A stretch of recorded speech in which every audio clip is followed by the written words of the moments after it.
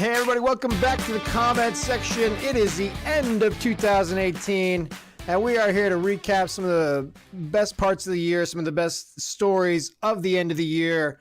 PokerGuy, we've been on vacation. How you been, brother? I've been on vacation, and I'm glad I'm alone again. Thank God. You know, I love my family, but goddamn, 10 minutes into seeing him, I'm ready to call it quits. I'm sure you can appreciate that. I'm sure a lot of our listeners can appreciate that. But I'm glad I'm here. I'm doing the pod. I know we were gone for a couple days, but we're back. We're back for more. Let's do it. We're back. We're ready to get at it. And apologies to the guy in Istanbul that unsubscribed after our most recent podcast. So that's a technical problem. That's on me. Some of you out there that had the podcast on auto download got to see how a sausage was made on this thing. So you got a solid 6 minutes of us kind of talking through, doing our walkthrough for the podcast, how we're going to go about things. And that consisted mainly of you eating gummy bears and burping quite loudly into the microphone, and then us kind of muttering at each other about, we're going to talk about this. We're going to talk about that. I love these gummy bears. So apologies for anybody that downloaded that particular version of the most recent podcast, but I'm going to be make glad a it pledge. wasn't Chinese food. Just be glad it wasn't pork fried rice. Because when I'm eating pork fried rice, I mean that shit sounds disgusting. I don't breathe. I just chew it and like slide it down my gullet. I'm surprised I'm not 600 pounds. You know, I'm not like a Yeah, well, we're going to talk about a few 600-pound people later on in the podcast, but the first thing I'm going to talk about here is Gus Malzahn and what a fucking asshole that guy is. So, what did he do? A lot of people Why is Gus Malzahn an asshole?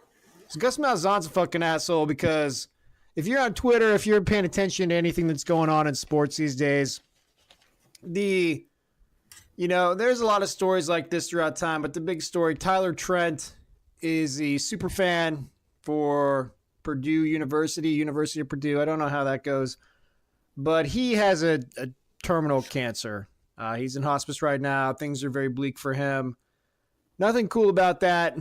And if you've been following his story, one of the most inspiring things that I've seen was his reaction, everybody's reaction when Purdue took out Ohio State. So it was a very magical night. Even if you're just a random sports fan, it was duly gratifying for me because I don't fucking much care for the Ohio State University, and I was rooting for that kid, and I want him to get every last little bit of joy that he can while he's still hanging around here because he's an inspiration. He's a great guy.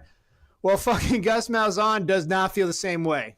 All right, and so say what you will about Urban Meyer and his lack of class and lack of ethics. He's not run up the fucking scoreboard on Purdue 49-7 in the first half. So Auburn took down Purdue 63-17.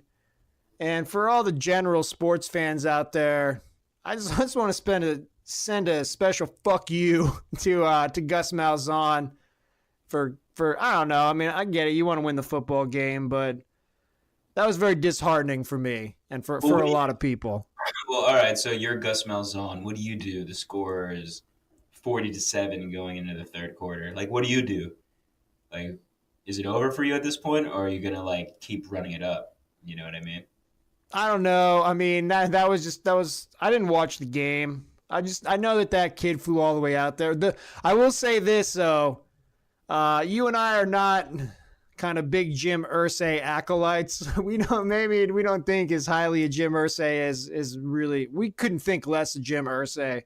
No, but impossible. God damn it, if I won't give him some credit because he lent his private jet so that Tyler could get out to that game. So Jim, it doesn't absolve you from the many hookers that you may or may not have killed. We don't have any evidence. We have no evidence to that. It's just assumptions being made based off of your past history of substance abuse and the fact that you are the red-faced goblin of Indiana.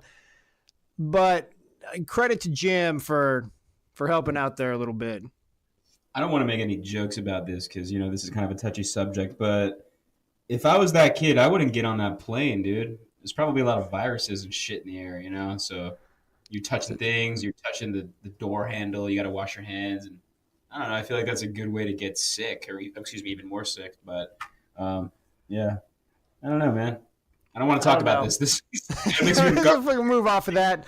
But fuck you, Gus Malzahn. All right, and for all you who thought Urban Meyer was a bad guy, maybe you need to reframe that because he gave a lot of people a magical night, and Gus Malzahn is a piece of shit. And fuck Auburn. You guys are scum. You're not Tennessee level scum, I'll tell you that. But you're going to get what's coming to you next November as Nick Saban keeps the train rolling down there in Tuscaloosa. Let's go ahead and move on. I want to talk a little bit about my vacation. So, as is well known to all the viewers of the podcast, I am without child, as far as I know, right? I mean, I don't, if I do have any kids out there, they've definitely got mustaches at this point, and or they are like in high school. Like if someone comes up to me and is like, "You're my dad," I'm be like, "You're fucking like a grown man." Like, what are you talking about? Like, my wife and I, we've been together for about 11 years at this point, 11, 12 years, something like that. But anyhow, so like if I do have any secret kids out there, they are, they're in high school or they're old as shit. So I wouldn't have to worry about too much child support at this point. But anyhow, I do have a whole bunch of nieces. I got a nephew on the way. He should be here pretty soon. But I got to hang out with them. So I went down to the great state of Arizona where my younger sister and her family live. And I got to spend my wife and I, we got to spend an entire day, well, an entire half a day really, with my two nieces aged 3 and 5 years old. You're right there, all right, buddy? good. No, I'm good.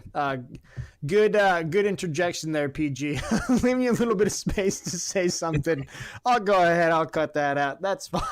This is my cue. I'm like so enthralled by your story. I don't know. You said something about 3-year-old.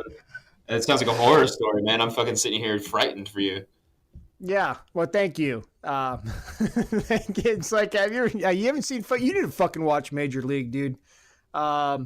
Because Bob Uecker he's the play-by-play guy, and then he's got a color commentator named Marty, who's fucking terrible at what he does. And whenever he doesn't fucking come through for Bob Uecker, he's like, "Dynamite drop in, Marty." Way to go. Way to add some spice to things. What I'll do is I'll watch the YouTube video later, like the clip of that, and then I'll be able to touch bases with you. Yeah, familiarize yourself with that. So we got to hang out with them. They're 3 and 5 years old. So they got dropped off at a place next to an in-laws house, and we were there to pick them up about noon. So the house that they were at is an acquaintance of mine, an old acquaintance. I haven't seen this guy for like, I don't know, 5 years at least. We're not close, but he's got 3 kids of his own. So he has 3 little girls of his own. So he spent the entire morning with 5 little girls in his house, aged fucking like 2 to 6, right? So you want to talk about living a fucking nightmare. Like that's what that guy was doing. And I go up there, I see him, I'm like, "Hey man, how you doing?" He's like, "Hey, what's up, bro?" And he's basically like, "Get these fucking kids out of here." Because it was like, I guess they put their kids down for a nap sometime in the early afternoon, and I had to clear these other 2 kids out so that could happen. And he comes and he's like, I'll tell you what's very humbling as a reasonably intelligent person. If you don't deal with car seats, have you ever tried to put a car seat in a car, Poker Guy? No, God, no. Yeah, they're fucking confusing, man. There's all these like clips and straps and all sorts of shit. It's kind of like getting ready for a hang gliding thing, but you don't want to leave the kids like that one dude who had to chicken wing had a fucking chicken wing the entire thing. Which he didn't chicken wing, and he should have been though. But you want to fucking actually get those kids strapped in. So this guy, he runs out there and he's like, "Hey, I'll help you. I'll fucking help you get this shit," because he's just trying to get these goddamn kids like out of his fucking way. And it's basically like we hadn't seen each other forever, but there was no small talk. It was like, "All right, you got him. Go ahead and get out of here." Yeah. So we got instructions from my sister and her husband that they like Chick-fil-A. And I don't eat a ton of Chick-fil-A, but damn it, Chick-fil-A is delicious. Like I don't know. I don't have one super close to me. There's one a little ways away. The problem with my Chick-fil-A though is it's located too close to a Chipotle. Like, so I can't ever make my way in there. It's like Sure. I get fucking drawn into the Chipotle before I can ever get into Chick-fil-A. So we go to Chick-fil-A. And Poker Guy, what are you getting when you go to Chick-fil-A?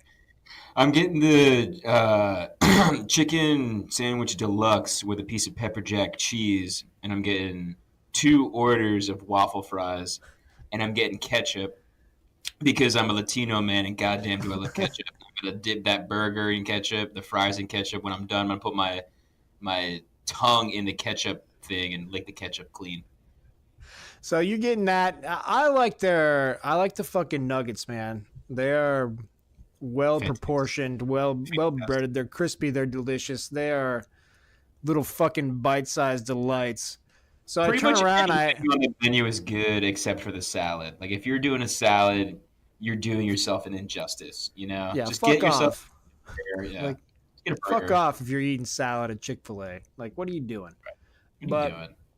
so I turn around and I got these two little girls in the back of the car, and I'm like, "Hey, what do you eat at Chick-fil-A?"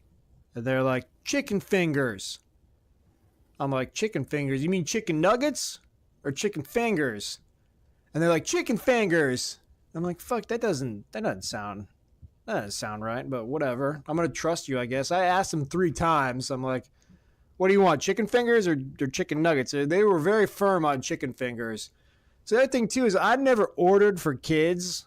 Like McDonald's, they got Happy Meals and shit like that, but on the main Chick-fil-A menu, like they didn't have any like kids meals. Like they didn't have like a fucking chicken fingers kids meal or whatever. So I had to I ate dinner with them the night before, and they had like little like pizza bagels, which I was kind of jealous of because we didn't have any pizza bagels. We had like honey baked ham, which I don't like ham.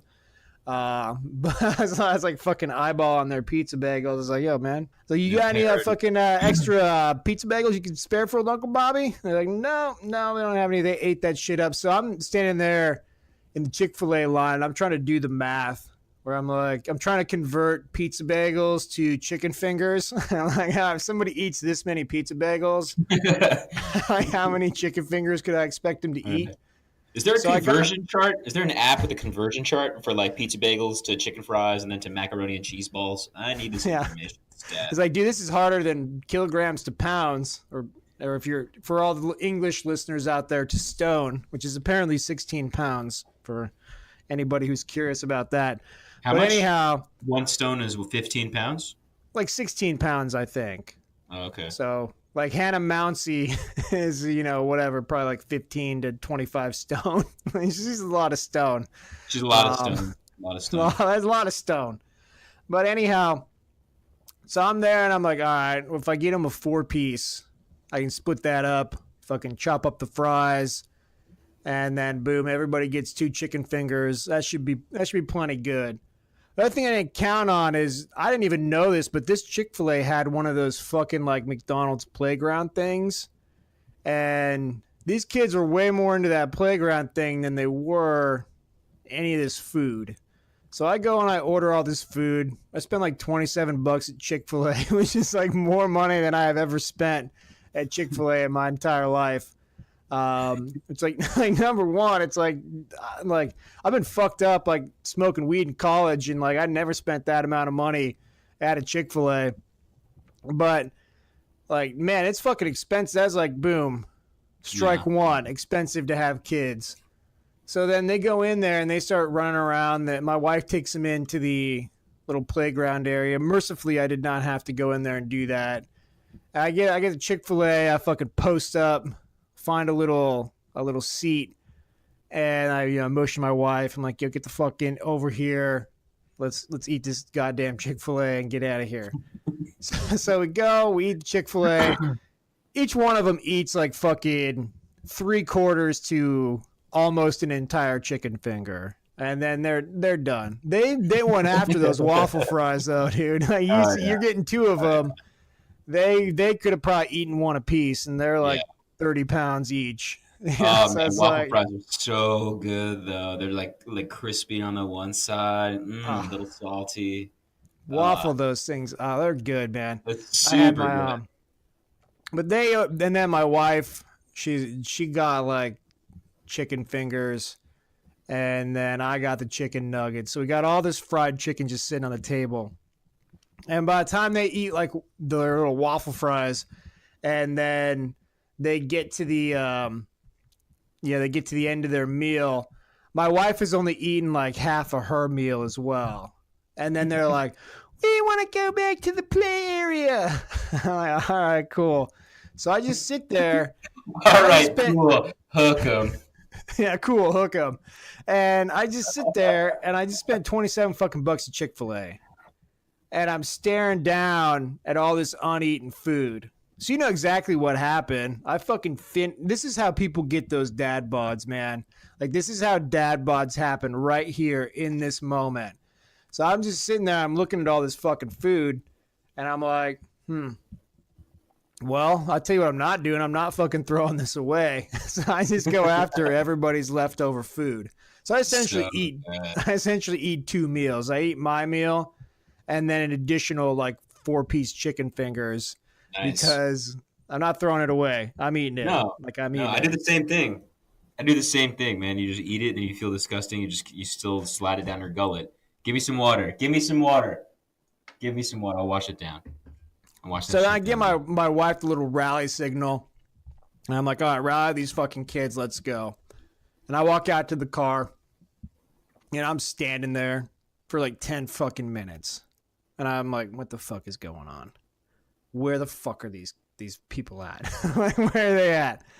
So Let me ask you a question. Back. Are you at this moment? Are you enraged or are you more like curious? Like I'm not mad about anything. Like I haven't. If this was like every day, but this is the thing. It's like you get to see like why all these people look so fucking downtrodden. Like whenever you see them like out and about, like why everyone looks so. Day. It's every day, man. It's every fucking day. Keep grinding.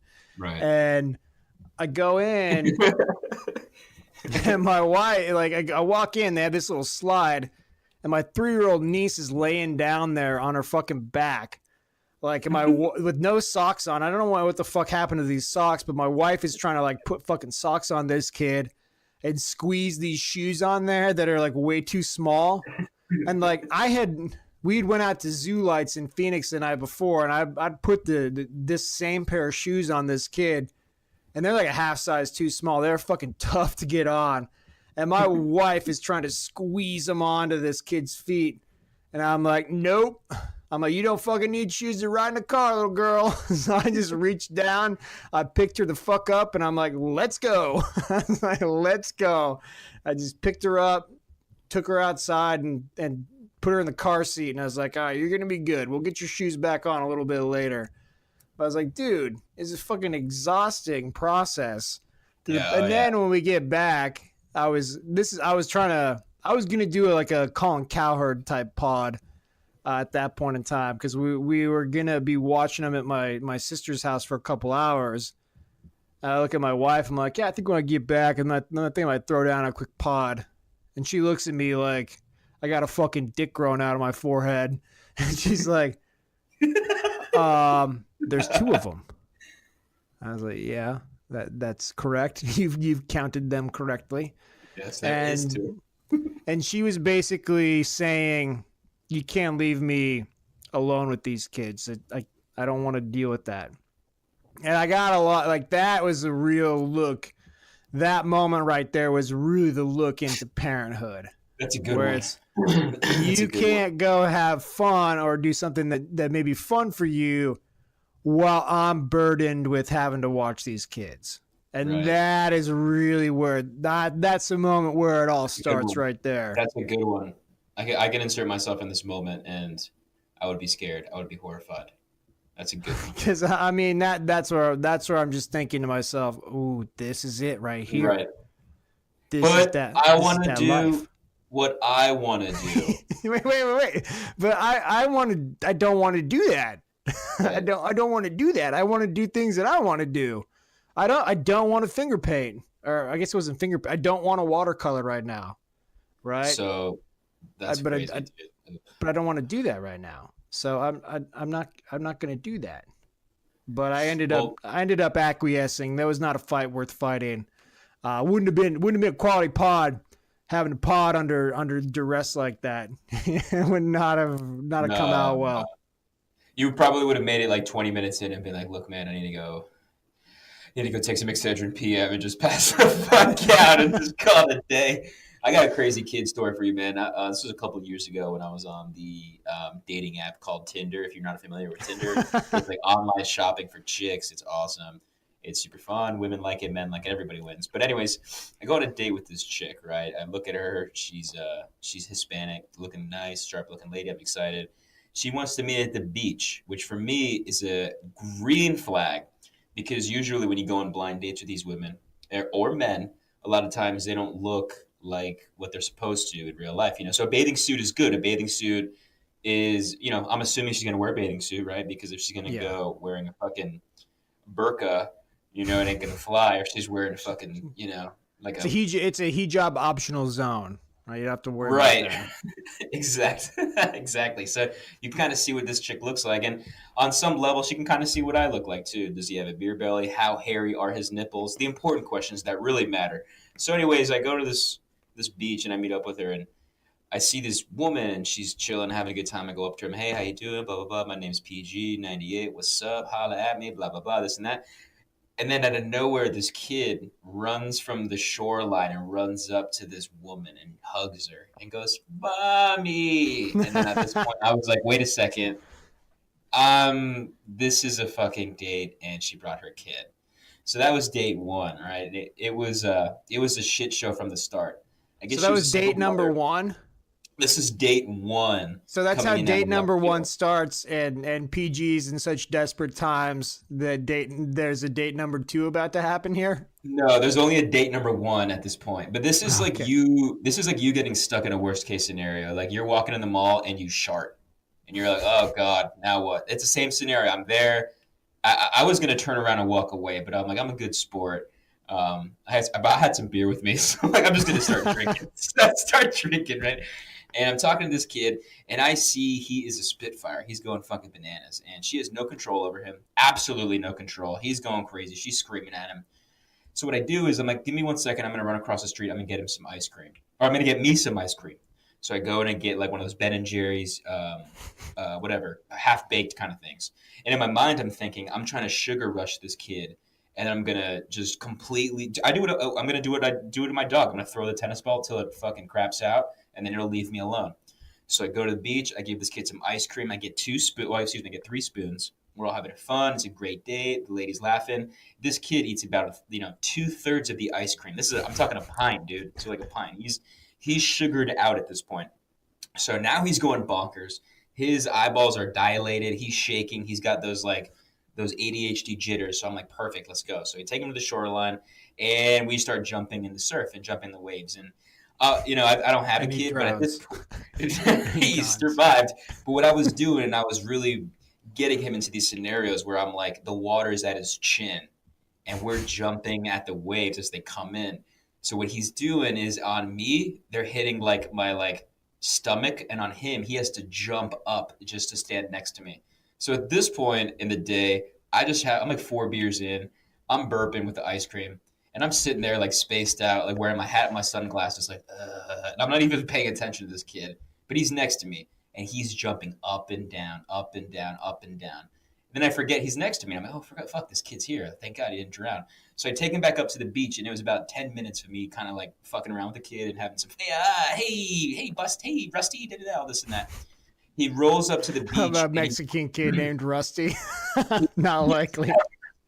Anyways, he crawls up, and he just curls himself into this little fetal position and just passes out underneath the umbrella. And he literally had died from, well, not died, but he crapped out from heat exhaustion and sugar rush and sugar high. And so she was like, well, how'd you do that? And I told her I did the same thing I do to my dog. I just try to get its energy out. She didn't like that. She's like, that's kind of my dog. And I was like, well, he kind of is. He's kind of this like hyper little thing, You know, you just need to let, you know, he's got energy, you need to let it out. And then she got mad at me because I was telling her how to raise her child. At which point I said, give me 1 second. I'm going to be right back. And what I did was I Ubered the fuck out of there. And you left, and you left, he left just like his dad. You left just like his dad did. Not the last time somebody's gonna leave him. And Mommy, where'd that nice Asian guy go? He's not Asian. He's Ecuadorian. God damn it. He's Puerto Rican. Okay, he's Puerto Rican. Okay. Yeah, but that's my kid's story, and that's probably one of the few times I've interacted with the child, and I just got his energy out. It seemed easy enough, you know, just throw the tennis ball around, and he was tired, and he went and laid down, and you know. Now there are many more similarities to kids and dogs than fucking any parent would want to admit. And the disclaimer is I'm ignorant as fuck. So if that offended you, to your listeners, because you have a child and your child is the best thing in the world, I'm sorry. I don't know. I have a dog. That's all I have. So fuck you. I don't know anything. That's all we got. One last kid story here. So I was on the plane back, coming back to rainy, fucking dark as fuck in the wintertime, Oregon. And at the end of the flight, so I got I wasn't sitting in first class, but I was flying American, and they had these, like, I don't know if they're like business class or if they're like economy plus or whatever the fuck they call them. But I'm tall, so Southwest? What's that? Did you fly on Southwest? American. American. No, I don't like Southwest. I like to fucking have my own seat and not like I fucking do not like Southwest. I don't fly that often. So I'm not trying to save $25 so that I can feel like like I'm one of those cattle that giant steer is trying to teach how to live on the farm before I get fucking murdered and sent to Five Guys. Like, I don't like that feeling. So I try and avoid Southwest. And American, their planes are a little bit better too. When I flew up there, I flew up there on a plane that had like little TVs in the back of all the headrests. So it's only a 2-hour flight, and there's a little up and down time. So I started watching the movie Solo on the flight out there, and not a good movie. What is Solo about? Talk to me. So Solo is the Han Solo standalone Star Wars movie. Oh, the Han Solo. Yeah, it's got some dude I never heard of as Han Solo. Daniel Glover is Lando Calrissian. Woody Allen's in it. Well, not Woody Allen, excuse me. Woody Harrelson, not Woody Allen. Oh, Woody Harrelson, yeah. Woody Harrelson. And it was a terrible movie. Terrible. And then Emilia Clarke, the dragon lady from Game of Thrones. Which, if you ever watch her in any other role, it's just, all right, whatever. Right. You're not that good of an actress. Just live off the royalties, because I'm not a big fan of hers outside of that series. Just stand there and say, "Where are my dragons?" and just do that. Where are my dragons? Drink this Gatorade. Yeah. Where the dragons at? But anyhow, so I started watching that, and I got like 45 minutes left on it.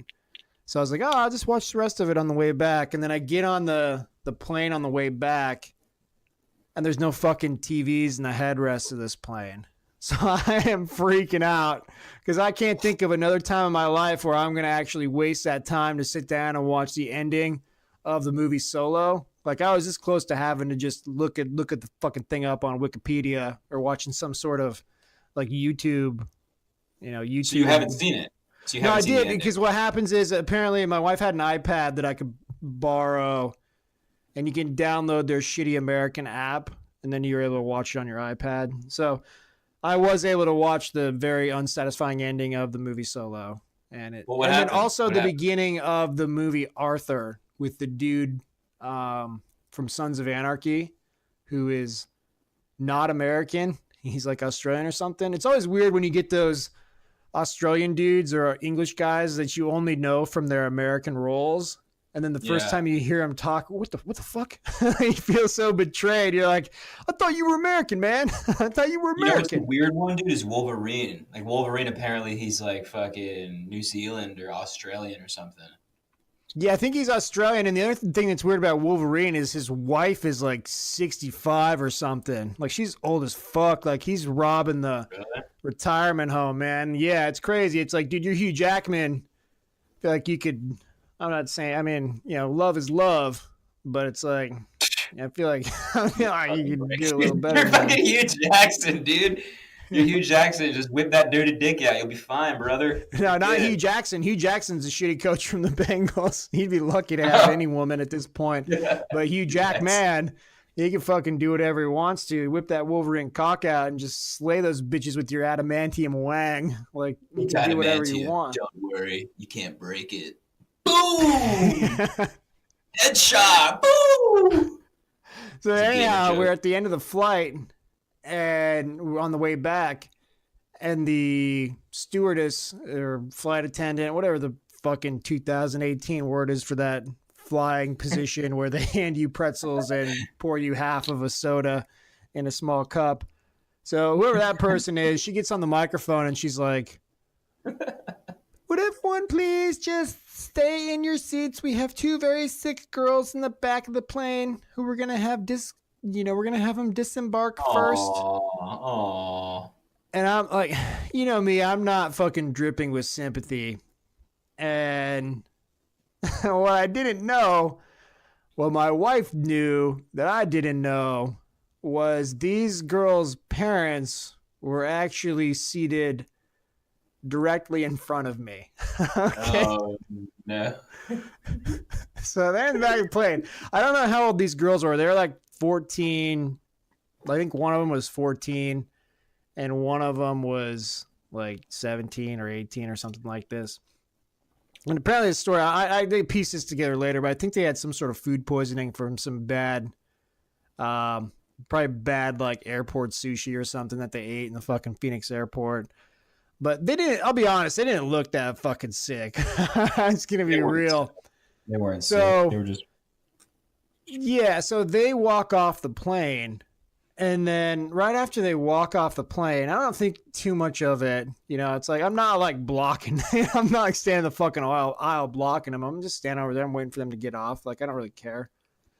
And then the next thing I know, after they get off, this woman in front of me like runs off the plane behind them, right? And I didn't know. I didn't fucking know that that's their mom, right? I didn't fucking know that.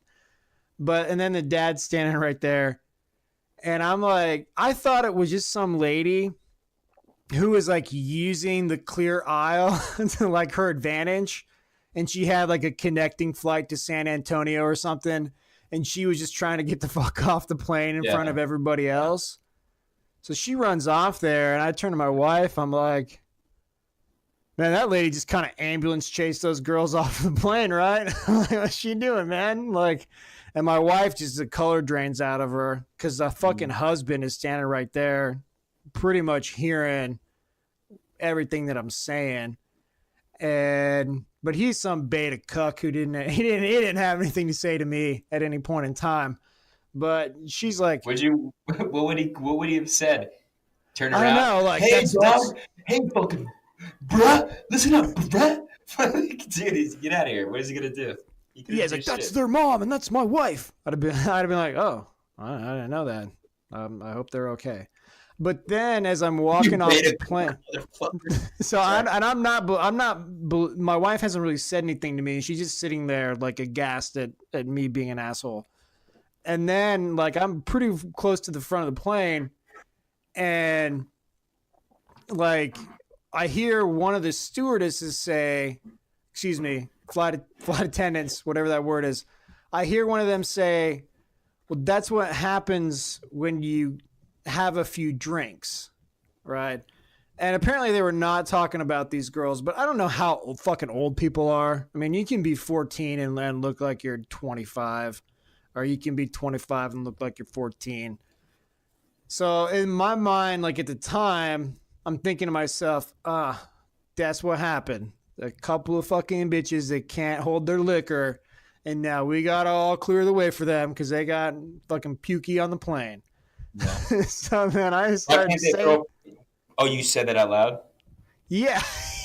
So I said that out loud again. With the dad within earshot. Nice. And then eventually as we get out the plane, my wife explains the situation to me, and she's like, that like because I had my headphones in for I'm trying to watch King Arthur or whatever. I'm not paying attention to anything, and she fills me in. I'm like, oh, okay. I guess I'm the asshole here. I guess I'm the asshole here. And then of course I see him at the fucking baggage claim, and then we get in the Uber line. See him in the Uber line. My wife's like, "Hey, look, your best friends are coming." I'm like, I don't give a fuck, man. I don't give a fuck. Like, you didn't say anything before. They're not gonna say anything now. And I just turned to her. I'm like, they don't look that sick. I'm just gonna be real. Like, they don't fucking look that sick. You should have just said they're faking it. They're faking it. They're Fucking faking it. They're just it. trying to get out the fucking plane earlier. That's a good one, dude. Next time I'm on a plane, I'm gonna say that. Hey, I had some fucking Chipotle, and I got some carnitas bowls and got some bad kimchi. No, yeah. That's not coming out of both ends here. I knew I shouldn't have gotten the corn, but I did, and now I'm stuck here. I need to get off this plane stat, or else I'm gonna just shit my pants right here, right now. Just shit your pants right there, right now. So I was shaming those girls, and I shouldn't have been doing that. But I tell you what, the aquarium out in Monterey, California, so Monterey Bay Aquarium, they're bigger assholes than I am, because they are guilty of fat shaming an otter. All right. So the Monterey Bay Aquarium posted something on Twitter where they got this fucking fat ass otter on there. Like this is an otter that is taking metformin, has type 2 otter diabetes, and needs one of those otter gastric bypass surgeries like the wonderful ladies and men on My 600-Pound Life. So they post a picture of this thing, and they say Abby is a thick girl. So thick is the THICC. And they say, what an absolute unit. She conk. Look at the size of this lady. Oh, Lord, she coming. Another internetism, right? And PokerGuy, how do you think the people reacted to that? Do you think they thought it was funny, or do you think that they decided to get offended on behalf of an otter? They probably offended. Oh, Lord, she coming. It looks like a precious otter. It looks like if otter was if Precious was an otter, this would be Precious the otter. I don't see so the problem apparently this was offensive on two different levels. So this was fat shaming. All right. So we can't fat shame an otter. I don't know why. And then apparently the language that was used, the word thick, and that she conk, and oh Lord, she coming. What does conk mean? I don't know, but apparently, so there's something called AAVE, which is African American Vernacular English. I never heard of that before I saw this goddamn article. But wasn't that what they used to call ebonics? Like, doesn't that used to be the word for that? Like ebonics, like African American slang was like ebonics. But apparently it's... Oh, yeah. Colloquially ebonics. There you go. Oh, is that what it says? It's a controversial term, no doubt, because it probably offends Irish people. But continue, please. Yeah. So what they were saying is they've offended people because they've used, they're comparing black women's bodies to describe an animal, and that's bad. I just did that. I said this otter looks like Precious, or Precious looks like. Okay, yeah. I just said that. So you did it too. So I mean, but you didn't use AAVE to do that, so you might be okay there. You used a movie reference. So you look like to keep it neutral, you look like the like Buddha. There's an Asian one. You look like the mom from What's Eating Gilbert Grape. That's a white lady. Help me out here. That's a tragic movie, man. When she dies going up those stairs. That's fucking. Right. That's tragic. I felt for Leo in that moment. I just remember watching it as a kid, and I'm like, is the house on fire? Like, did she get out? Like, is the body still in the house? Like, and then as watching it as an adult, I'm like, of course she didn't get out. She It would didn't have get needed a out, and they're crane. getting. Yeah. I mean, it's a good thing though, because that maybe would have burned her down to the size where they could fit her in like a conventional oven at that point. But anyhow, so someone tweeted out, "There's a reason that we tell non-AA folks to avoid using AAVE. Our language, humor, and culture references are born from some of humanity's worst atrocities." So apparently the word thick is born of humanity's worst atrocities. If you haven't endured that pain, you can't know where the fault lines in our expression are. Please do better next time. Fucking aquarium. Read the tweet. I'm a history buff. How is this I'm just asking. I'm not trying to offend anybody, but how is this like a term that's like came from hard times? I thought thick just means like she's thick, like she's like wider, you know? Yeah, that's because that's exactly what it means. But people will fucking do anything to get offended. And so the aquarium came out and they're like, in particular, several terms referenced originated from African American vernacular English and specifically reference black women's bodies. I don't feel like that term is fucking. I bet you're a Latino, man. I bet many Latino women have been fucking described in that manner. I was gonna say that's racist against all of Central, South America, and Dominicans and Cubans and the stinky Puerto Ricans. So, colloquially, I offended. You're offended, man. So they used them, using them in a sea otter meme without that background. Makes insinuations that we never intended. We need to do better. What if there was a black dude fucking tweeting on behalf of the aquarium? Are we free and clear there? I mean, but why does it have to be a dude? Why can't it be a Zer or like? Yeah, why can't it be a Zim or a Zer? Why are they? Here's the thing: why are these fucking people tweeting, assuming the gender and or fucking race of whoever would have fucking put that out? That's racist. I wish they would have spelled common like coming, CUMMIN. Yeah, we coming. Coming. Oh Lord, she coming. Oh yes. Lord, she coming. That would have been a bad one. That would have been a little bit better. Now we got a couple extra layers to that onion that we need to get pissed off of. So we're gonna hey, we might be in fucking trouble here because we're gonna talk about a really thick bitch here, talking about fucking Schenee. So here we come. 600. It's everybody's weekly 600-pound life update. So we're gonna get into a few more of these because these are amusing on several levels because we are heartless sons of bitches, and for whatever reason I like to watch people lie. I really like it when people lie. So the title of this video, if you're on YouTube, is "My 600-Pound Life Schenee Gets Caught and Lies Full Scene." So set the table for you. Schenee is presumably 600 pounds plus. I think she's more than that. I think she's like 7. She's 7 plus. Yeah, I think she's 7 plus. Yeah. So there's this guy who's in all these episodes. Though. It's mostly water weight. Yeah, mostly water weight, according to her. There's this guy who's in all these episodes who does all these surgeries who... God bless the anesthesiologist that this guy works with. Like, that's the real fucking hero. Not this dude who's fucking just, Grant, I can't imagine finding your anatomical landmarks doing these surgeries is like an easy thing for that guy. Fucking getting through this shit, finding people's like actual stomach underneath their like 9 different fake stomachs.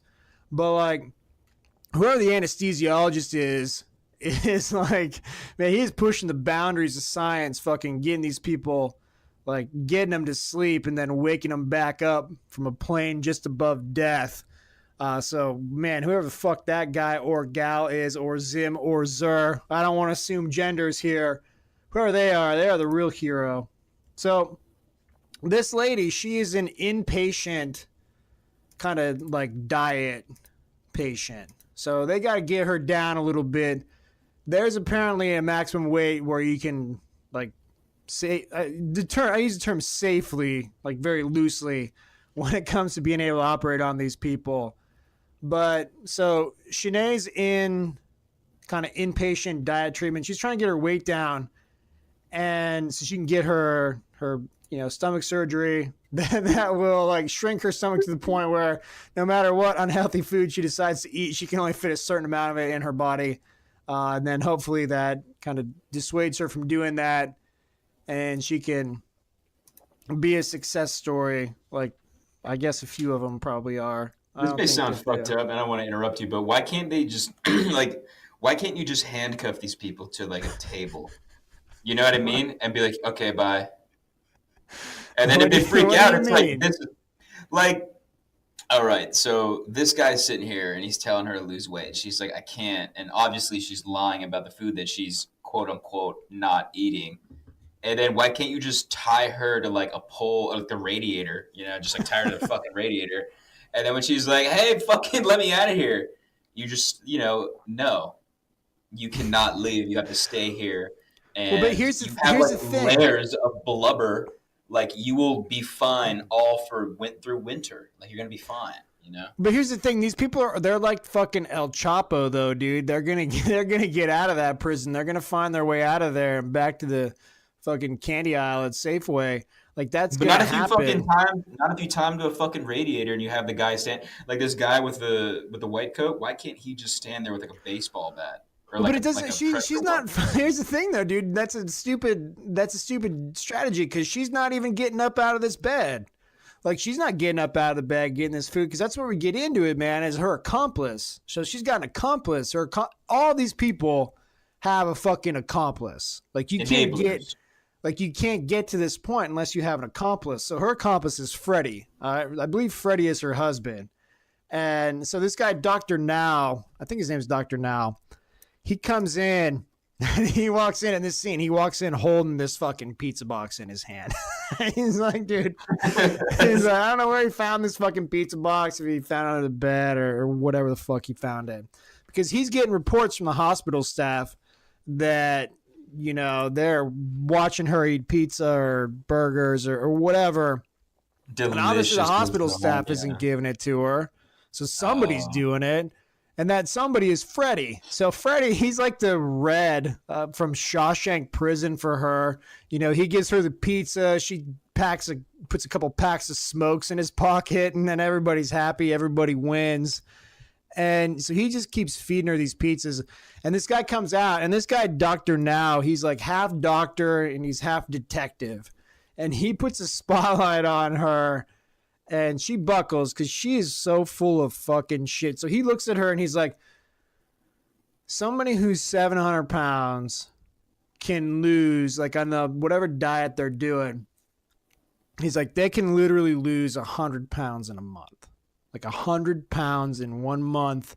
Like you can do that. And he's like, based off the amount of food that we have given you, by my calculations, you should have lost somewhere near 130 pounds. But that's not the case, PokerGuy. What is the case?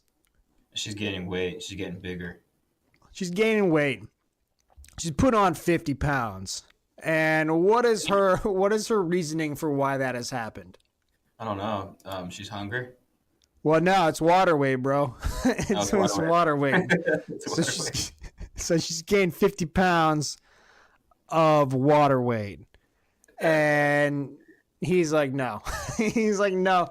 And she's basically pulling, there's this old episode of Cops where the cops pull over some guy, they search him, they find a bunch of drugs in his pockets, they sit him down. They're like, what's going on, man? Tell me, what's going on here? And the guy looks at him fucking dead in the eyes and he's like, these aren't my pants. Like, these aren't my pants, sir. And the cop is like, he's heard a lot of lies in his life, but he's fucking insulted at this. And he's like, they're not your pants. That's what you're going with here. They're not your pants. He's like, get in the fucking car. He shoves his head in the car. He's like, you fucking kidding me, dude? Like, these are not your pants. You put somebody else's pants on. And Dr. Now gives her that same version. He's like, yeah, they're not your pants, lady. Like, you're not eating Like, this isn't, it's not your pizza. It's not your pizza. And Freddie tries to take the fall for it. He's like, no, I ate No, that. he doesn't try to take the fall. She tries to throw him under the bus really quick. Yeah, Yeah, I guess. Yeah, throw him I under mean, the bus. she's like, that's Freddie's pizza. That's Freddie's pizza. Hey, that is on my pants. Did you find that pizza in those pants over there? Those are Freddie's. Those are Freddie's size. Those are Freddie's size 68 pants. Those are not my pants. Those are Freddie's pants. But so for anybody watching this, when the guy is talking to her, she does what every dog does when you like wave like a empty bag in front of it. Like if it just ate like the wrapper to like if it pulls anything out of the trash like a napkin and you're waving the napkin in its face, the dog, all it does is like move a little bit to the left and look in the other direction. That's what this woman's doing while she's getting drilled. She's just standing, laying, and she's laying and just staring in the other direction. It's actually pretty funny. And then at the end of it, she's like, you know what, man, I need to get on the program here. But she says that and she does that like with all the conviction. If you ever watch the show Hoarders, and we're going to get into some Hoarders things here. That is great TV. Before we get into Hoarders, I don't understand what the problem is with these 600-pound people. Like, I will get rid of your weight for you. Reach out to PokerGuy, and I will live with you. And I will make sure that coach. But like not just a life coach. Like we're like, hey, we're going to eat asparagus today. Like I am going to get a radiator installed in your house. Get some handcuffs. I'm going to handcuff you to the radiator. Your whole fucking strategy is just a radiator. Just a radiator installation. And what I'm going to do, I'm going to sit there and just read out loud like self-help books, like The Grain Brain. I'm just going to read these books out loud and just torture these people mentally. Not physically, though.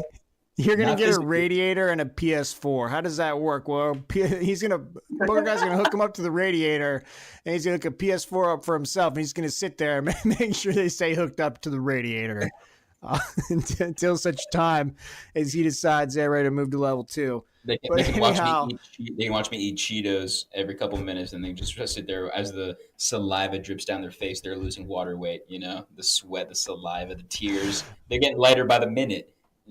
Anybody by that's the minute, man. And you're let me know. Let me know. I'll do it. You're gonna be like that guy. How that lady in Pulp Fiction that comes and cleans up all the dead bodies. Yeah, the wolf. I can't. Yeah, the wolf. You're gonna be the wolf for Dr. Now. Like, if you really want to get in the program, here's your man. Dude, here's PokerGuy. Here's your radiator, and get to it. No joke. I could make these men and women in Zers lose weight. So. Man, women, Zers, Foxykins. We can help everybody out. This is easy. This is easy as fuck. While we're on the subject, while we're talking about Zers, have you seen this? Have you heard about this? There is an internet video going around where Hannah Mouncey's cousin is in a GameStop, very angry cousin of hers. And it's a minute and a half long video of an individual who goes into a GameStop, and they're very angry. And there's a third party, obviously. God bless the proliferation of cell phone videos. Otherwise, we'd be without this internet gem. So this individual, we get into this thing in the middle of it, right? So we don't see the beginning of this. This individual is a transgendered. I believe transgendered. So I got a little list here. It's a guy wearing girls' clothing. Okay. Yeah, there we go. So it is a transgendered individual who decides that they are not happy with their service at GameStop. So they start yelling, and there's this kid behind the counter who is not prepared to deal with this situation. And somebody, so when I was in the Marine Corps, one of the things that drill instructors would get mad at you for is what they call a sir sandwich, right? So it's kind of one of the things that movies represent very poorly. Like if you're going to be like, yes, sir, no, sir, you're not like, sir, yes, sir. You just say, yes, sir, right? And if you're like, sir, I went to the PX, sir. It's like, did you just sir sandwich me? It's like, did you just sir sandwich me? Well, somebody sir sandwiched this person and they did not fucking appreciate it. So out of the fucking blue, somebody sirs them and then they get mad. She gets really, really fucking mad, up to the point where when the second sir comes, this individual's like, you want to fucking bring it outside? Do you want to bring it outside? Because I will show you, sir. I will show you, sir, if you want to fucking bring it outside. The kid's going for the Shaggy defense. He's going straight, wasn't me. And he's saying, no, I was saying you guys, plural. Yeah, guys. he's like, you guys. He's like, you guys. What? He did not like guys, because of course the implication is that I'm a man, and I'm not a man. I'm a woman. I've always been a woman. 45 years on this earth, I've always been a woman. Yeah. There's a strong and independent woman.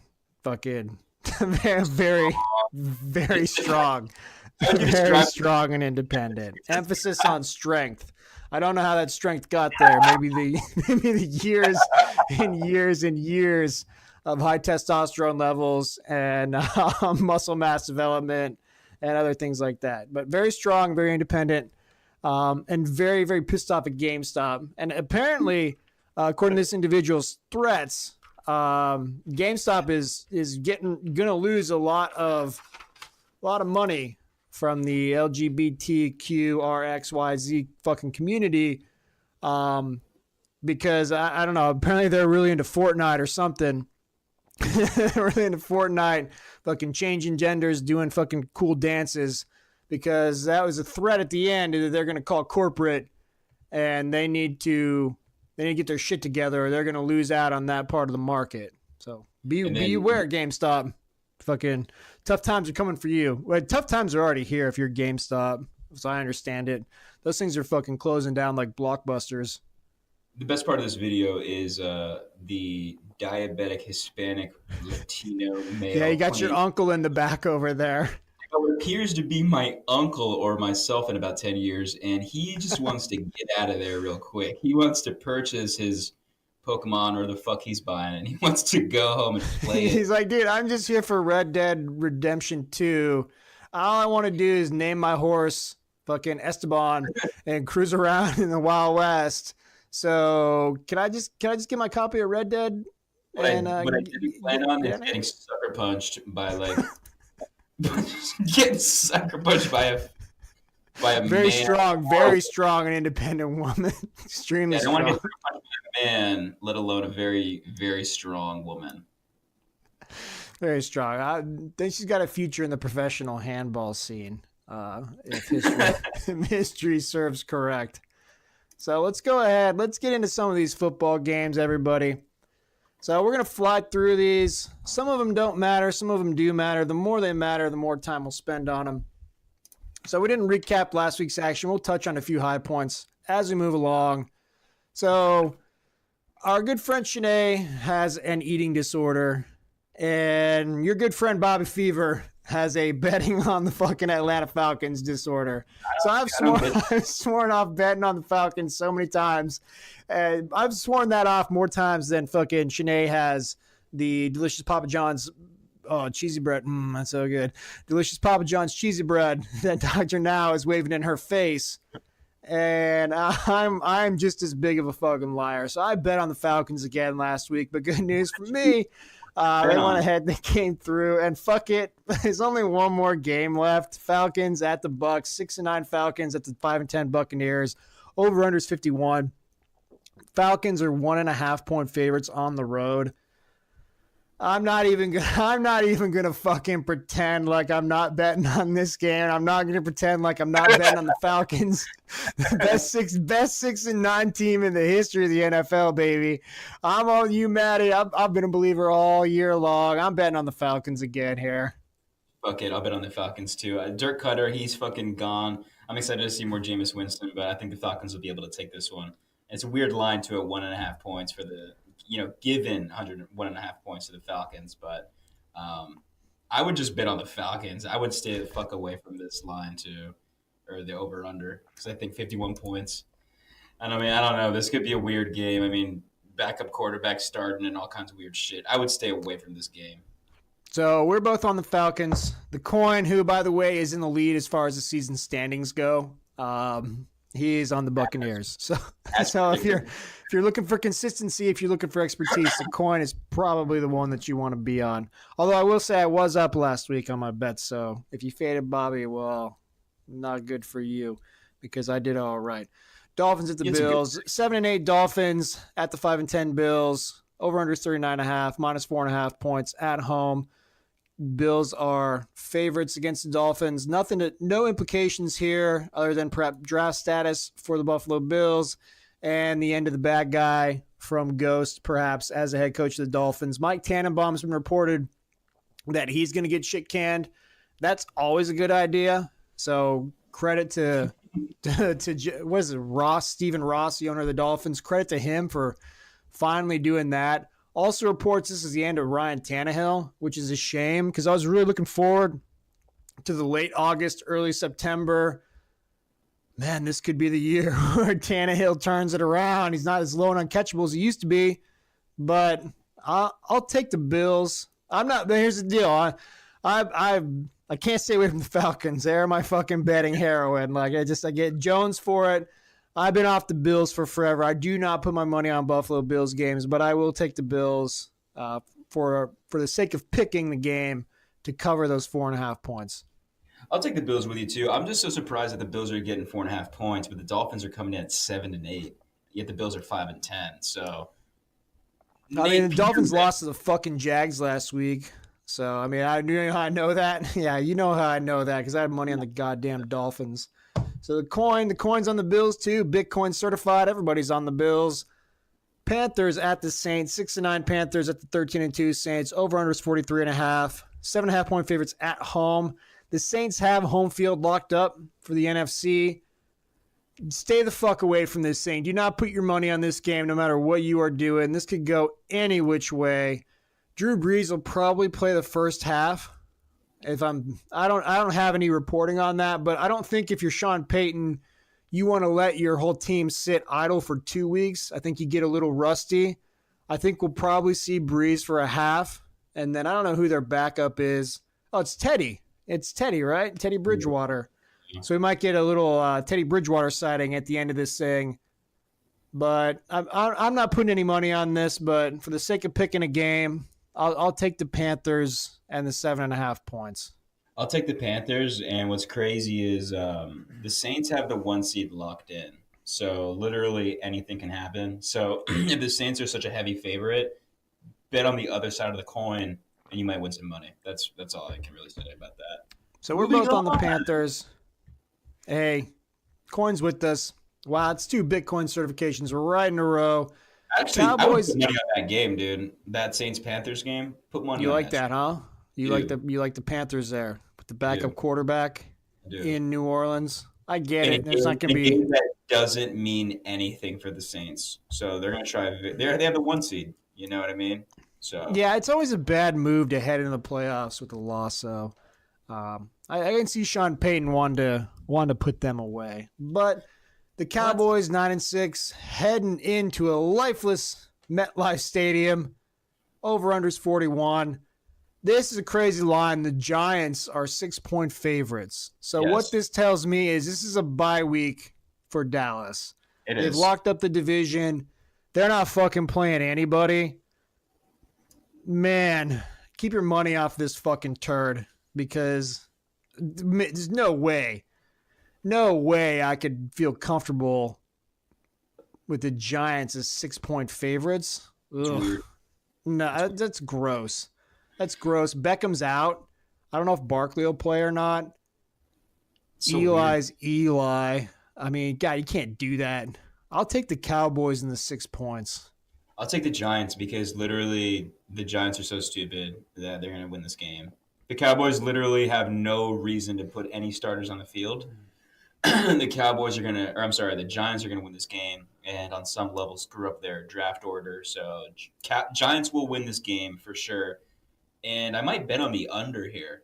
This might be like a 10-15 10-16 kind of game. I'm a bit on the under on this. That could definitely be a sneaky under there. We don't not big on the unders, but the under of the week could be that Cowboys Giants game. 4-11 Jets on Bears Niners last week. We hit that fucking. Those That's are kind true. of hard. We hit that. That was a fucking turd. That was a turd. And then the week before, I think we hit another under too. It was Ravens, some other shit. But anyways, let's just move on. Let's get the fuck out. Let's move on. Jets at the Patriots. 4-11 Jets. The 10-5 Patriots. Over under is 44.5. Patriots are 13.5 point favorites at home. Ugh. I mean, man, there's not a lot of lines to like. They have to win this game though. So if you're making bets, like you gotta understand the Patriots. If they win this game, they are going to get a bye. You know what I mean? So I mean, they're in the driver's seat for that number 2 seed. I can't see them losing the game. I mean, that would be they're going to win. My God, that would be Armageddon up in New England. Because then they got to go. Then they got to go on the road because they. Yep. Well, no, wait, they're division winner, so they would host. I don't know who they would host at that point, but the bag for them is priceless. they need it. They haven't won a road playoff game in I think like a decade or something. Yeah. So but that's kind of a loaded stat because they're always like the number 1 or 2 seed and they're always playing at home. Just don't put money on it. Just don't put any money on it because the Patriots will fucking win this game, and it's like you're not going to win any money off it. And then the Jets might win, so just stay away from it. Tie this thing into a money line parlay, get a little juice out of it. If I'm picking against the spread, man, I'll take the Jets. What I'd probably do is I'd probably buy a point on the Jets, get them to 14.5, and then I'll take the Jets at 14.5 for probably like a minus 125. Yeah, I think that's fair. So you're on the Jets, I'm on the Jets. Coins on the Jets. We are all in lockstep today. Jaguars at the Titans. 5-10 Jaguars, the 10-5 Titans. Over-unders 40.5. Titans, 6.5 point favorites. Texans. Jaguars, the Texans. Texans, 6.5 point favorites. Texans, of course, reeling off of that loss in Philadelphia, which we'll get to the Eagles here in a minute. We got to talk some Nick Foles. Obviously, they left too much time on the clock for old Nicky there at the end. Deshaun Watson was fucking phenomenal in the second half of that game. I can't see the Texans losing this thing. Jaguars, granted, they did beat the Dolphins last week, but the pride is out of the building in Jacksonville. I like the Texans. And the thing is, if the Texans win this thing, they're playing at the same time as the Patriots. So they're not going to be able to look ahead and know whether or not they're getting a bye. So they got to play this thing out like the Patriots are going to lose, and they've got to win. So I like the Texans here. I like them to cover that 6.5 points. Who's got the tiebreaker? Because if they both win, they're both going to be 11-5. Who's going to have? So the Pats have a head-to-head tiebreaker. They beat them earlier in the year. So the Pats win immediately. They're going to a bye week. Correct. They control their own destiny. So all they got to do is beat the Jets, and they're the number 2 seed. Damn. And then either the Chargers or the Chiefs, most likely the Chiefs, will be the number 1. It's kind of a weird spot because even if they win this game, it doesn't mean anything about a bye. They still need to win this game just to win the division. So this is pretty wild. I don't know how the division plays out. They're locked into the playoffs, but I mean they may need to win this thing to lock up the division and get that number 3 seed. So they will be the 3 seed. Whoever wins the AFC North will be the 4 seed, whether that's Pittsburgh or whether that's the Ravens. So got it. I like the Texans. Who you got here, Poker Guy? I guess I'll take the Texans here. I know you. I know it hurts. I know you fucking hate Bill O'Brien, man. I don't know what the fuck Bill O'Brien ever did to you, but you hate Bill O'Brien. The coin hates Bill O'Brien more, though. He's got the Jaguars here today. All right, let's just move on. I don't want to talk about Bill O'Brien. Lions at the Packers, Turd Fest, Matt Patricia, fuck him. He can't even show up to his own meetings on time, apparently. Probably spending too much time grooming himself, fucking picking out his trash bag for the day, what he's going to wear. 5-10 Lions, the 6-8-1 Packers. So this is a real matchup of fucking football titans on the sideline. Matt Patricia versus Joe Philbin. Gross.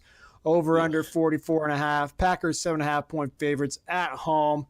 Thank you, Aaron Rodgers. People, your family may hate you, your brother may hate you, but I don't hate you because that was a tremendous comeback last week to get that overtime cover. Loved it, man. You had me on the edge of my seat. Thank you, Aaron. And I'll probably that game, huh? Sam Darnold, fucking 300 plus yards, 3 touchdowns in that game. Yeah, I mean, so it was a good showing for him.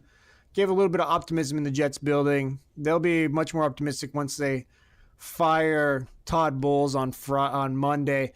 What's crazy is one of the things that came out is like they call the Monday after the end of the football season, they call that Black Monday because everybody gets fired.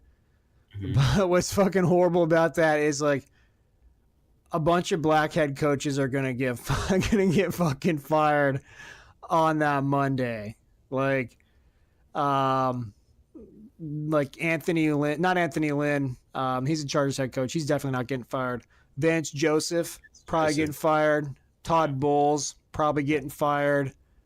And then what are the other ones?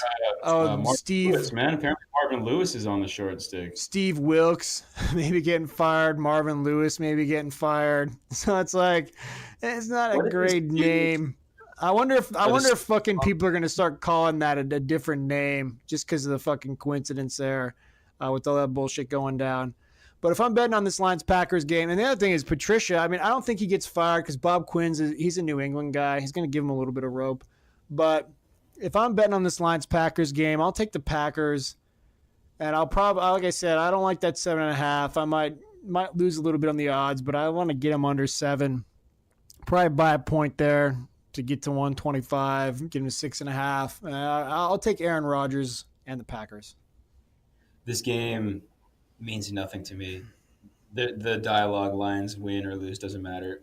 Packers win or lose, it really doesn't matter either. So this is going to be, you got to do your research on this one if you're going to put money in it. I'd stay the fuck away from it, but I'll just take the Packers because they are at home and the Lions suck on the road. So we're both on the Packers. A coin is on the Packers. Chargers 11-4 at the Broncos 6-9. Over under 41.5. Broncos 6.5 point home dogs. I like the Chargers. Everyone likes the Chargers. I'm with Phil Rivers. I'm on the Chargers. I'll take Anthony Lynn over Vance Joseph. This is like a must-win for them. They can go to a number 1 seed if Oakland beats Kansas City. So Chargers are going to be in try-hard mode, and yeah, so Chargers are going to win, and they're going to take a dump on Broncos' chests. So I'm taking the Chargers. So they're going. What's that? Fucking. They're going to doing scat play all over the Broncos' fucking chest. Dirty Sanchez. They're dirty Sanchezing. So they're getting dirty with the Broncos. And 49ers 4-11. They're heading into LA. Taking on the Rams 12-3. Over-under is 48.5. I think the Rams have the 2 seed locked up. 9.5 point favorites at home. This is another one to stay the fuck away from. I don't think Gurley's going to play. I think the Rams are going to rest anybody who's got any sort of injury here. The Niners have been sneaky feisty in a couple games. Obviously, they beat the Seahawks a couple weeks ago. That hurt me. And they put up a fight last week. I can't remember who they played last week. Let me look that up here. But they put up a fight last week. Ooh, the Niners? Yeah, the Niners against Chicago. So they lost 14-9, and they almost fucking covered that thing at the end. That was gnarly. So they've won 2 of the last 3, and they put up a good fight against the Bears.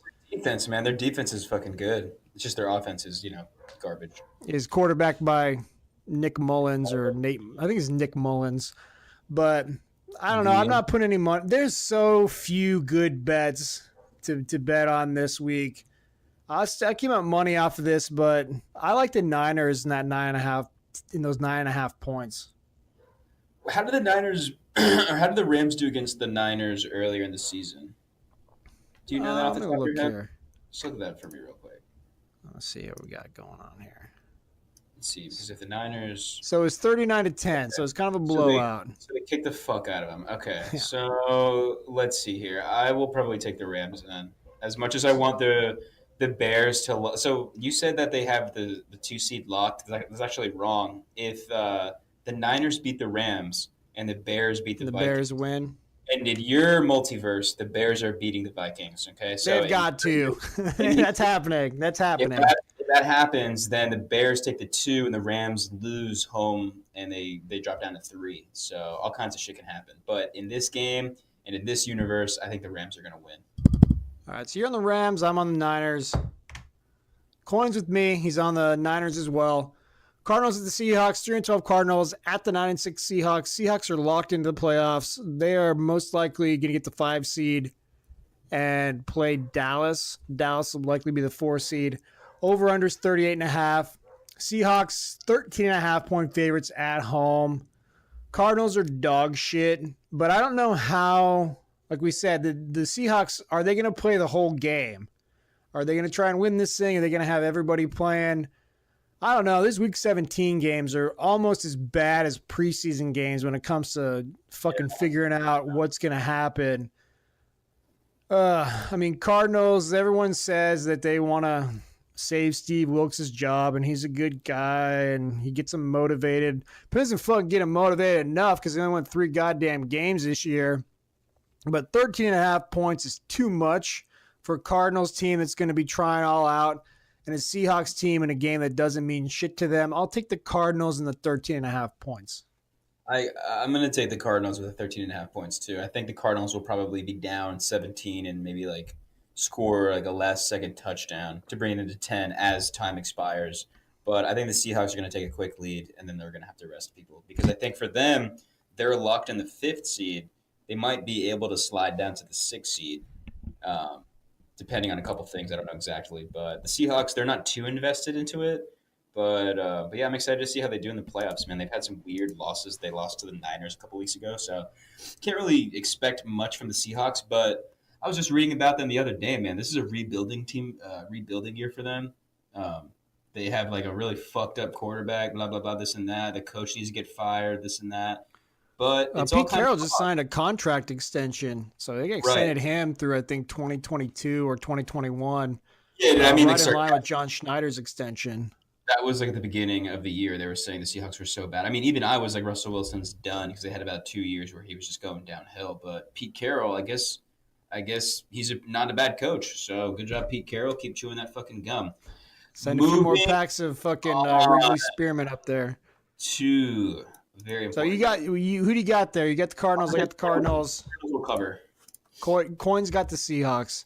Here we go. Yeah, my game of the week, baby. Game of the week, 8-7 Eagles at the 7-8 Redskins. Over-under is 42.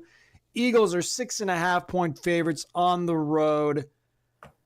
There's this guy who plays quarterback for the Eagles. I don't know if you've heard. Oh, you have heard of him if you've heard of sports because he's the Super Bowl MVP, the reigning Super Bowl MVP. He's 3-1 behind center this year for the Philadelphia Eagles. Your man, my man. Well, he's 4-1, right? He's 1-1, and then he's 2-0. So he's 3-1. He's about to be 4-1. Your man, my man, Mr. Nicholas Foles. I'll tell you what, we didn't recap this game, but I got to take a second to relive it. 471 yards, an Eagles passing record, 4 touchdowns, the game-winning drive, and a special, very crispy fuck you to the Eagles kicker, Josh Elliott. Because guess what? The Eagles, I got in late on that Eagles game. The line had moved on me. And it moved to fucking 2.5 points. Oh, shit. So even though he hit that late field goal to win it, which I was happy about, right? I'm not an Eagles fan. I'm a Nick Foles fan. So anytime he's playing, I'm rooting for the Eagles. Anytime he's not, I don't give a shit. And he missed that fucking extra point. And then Doug Peterson went for 2 inexplicably at some point. So there's 2 points right there that cost me some money. But I'll go ahead and sacrifice a little bit of money if I can get a little bit more Nick Foles. I'm all over the Eagles. They're going to come out firing. If this was fucking 9.5, I'd be on the Eagles. They're going to crush the Redskins. Give me the Eagles. Give them the 6.5. It's not about this game because the Eagles will sexually assault the Redskins, but the game that really matters for you is Bears-Vikings. Bears-Vikings. So you got the Eagles on that? I'll take the Eagles. You got the Eagles. I got the Eagles. Coin's got the Eagles. Why would you not? Even though the Coin is in thick as thieves with Dan Snyder, hanging out with that crew, he has come to his senses on the Eagles. Oh, did you see the Redskins cut DJ Swearinger? Did you see that? Oh, he came out after the last game and roasted the fuck out of their defensive coordinator. Questioned his play calling. Was essentially, he's basically saying, why the fuck did you have us in man-to-man coverage against whoever the hell they were playing? We were dominating them. We play our best looking at the quarterback. And they had enough of his bullshit. He got cut.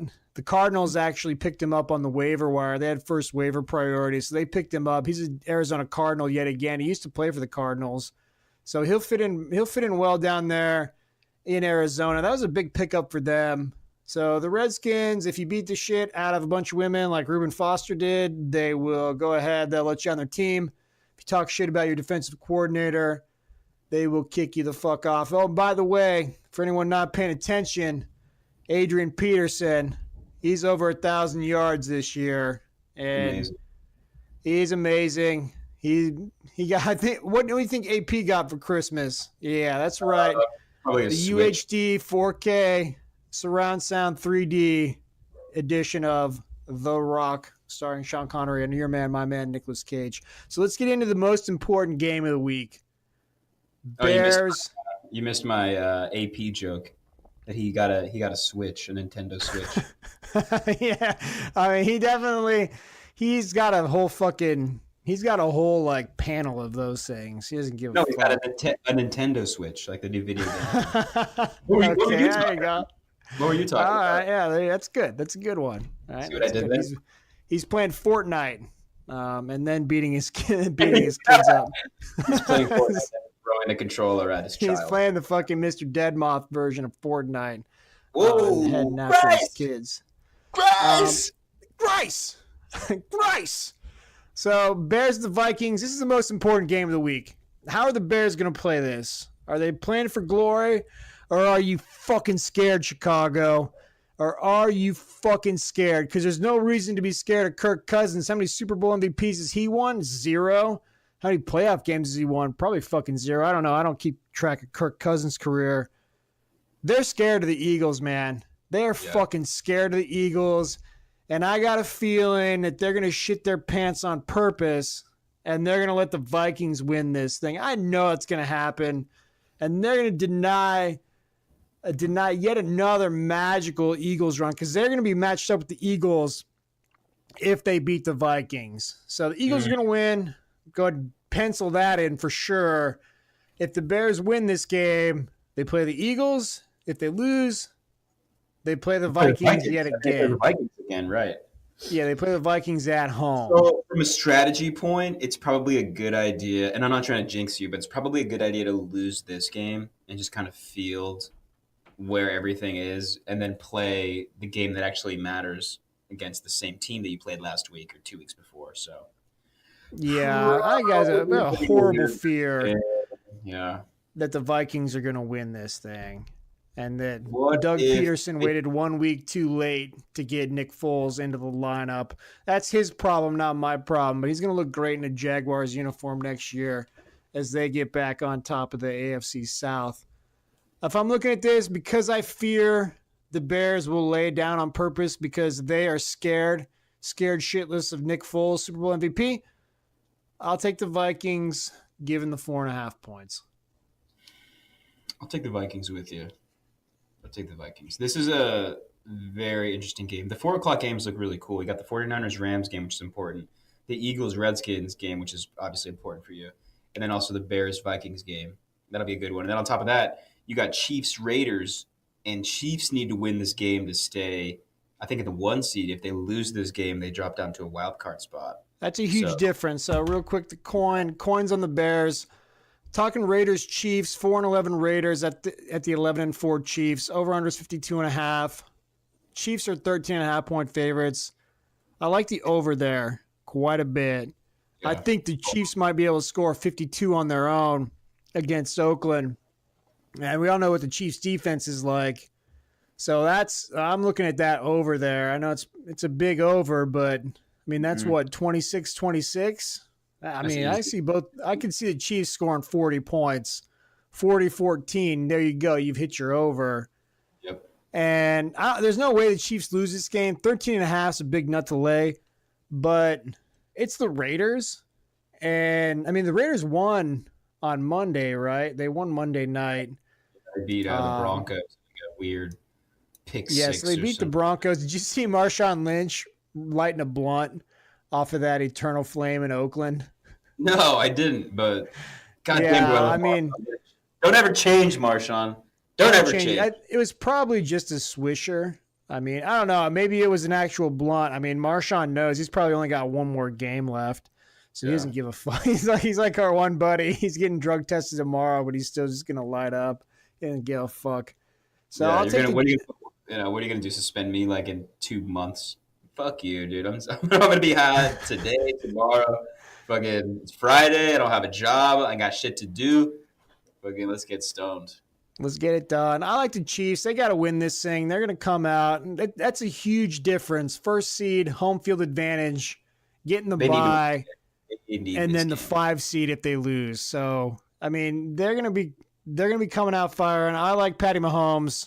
I like Andy Reid to stave off the werewolf conversion for one more week before we get postseason Andy. I'll take the Chiefs even with that 13.5 points. I think the Chiefs will win it, and I think the Raiders, they're going to be able to cover. I think the Raiders are going to keep it close. They're going to try to play spoiler. I mean, what else does John Gruden have? He has nothing else in his life.